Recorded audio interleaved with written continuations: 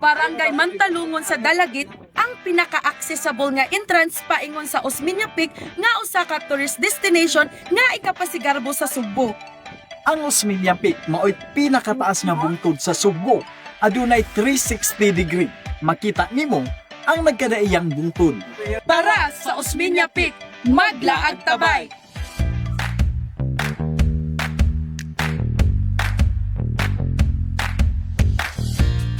Gikan sa jump-off point sa Barangay Mantalungon, Dalagit, 15 hangtod 20 minutos lang, maabot na nimo ang summit o ang pinaka-peak nga bungtod sa Osmeña Peak. Sa mga bagong hikers, dili lisod ang pagsaka sa Osmeña Peak.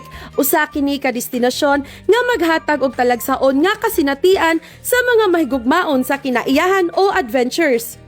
Hello, I am Anne from Dalagit Tourism. Atong mapasigarbo ang ato ang maanyag nga destinasyon diri sa Dalagit mao ang Osmeña Peak. Sa Osmeña Peak, imong masinati ang kabugnaw ug ma-experience ang presensya sa kabaga sa fog nga daw nag-aso-aso.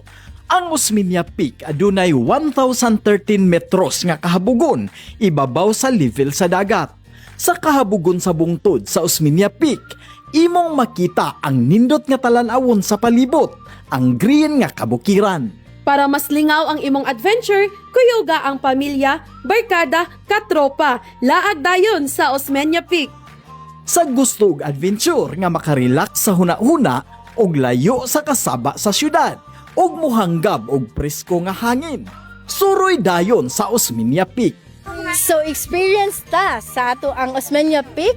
Anaa kitay entrance fee 50 pesos ug naatay 200 sa ato ang tour guide fee nga maximum of 5 person nga iyang ma-guide. Nga naa sa tay dako nga parking area sa ato ang ubos ug diin kita maka-parking sa ato mga sakyanan nga safe. Dali, manglaag kita sa Dalagit ug mag-experience sa Osmeña Peak.